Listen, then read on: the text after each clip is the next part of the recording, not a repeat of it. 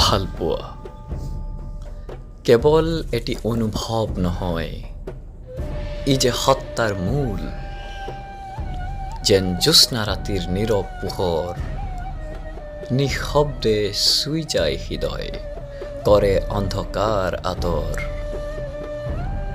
ভালপোৱা যেন মৰুভূমিৰ মাজত হঠাৎ অহা এক পহিলা বৃষ্টি, য'ত তৃষ্ণা দূৰ হয়, জাগি উঠে প্ৰাণত অদৃশ্য সৃষ্টি। এই প্ৰেম যেন শিশুৰ হাঁহিৰ নিচিনা, নিৰ্মল, নিস্বাৰ্থ, মুক্ত, য'ত নাই কোনো জটিলতা, কেৱল কোমলতা, সৰলতা আৰু অন্তৰৰ প্ৰশান্তি।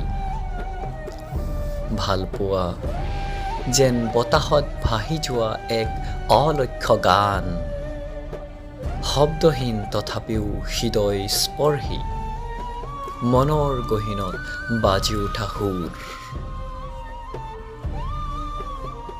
যাক ভালপোৱাই স্পৰ্শ কৰিছে, সি যেন দীপ্ত এটি দ্বীপ।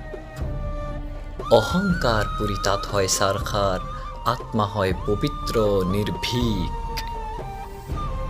আলোৰে পৰিপূৰ্ণ, জ্ঞান নহয়, কোনো যুক্তি নহয়, কোনো কিতাপ নহয় প্ৰেম।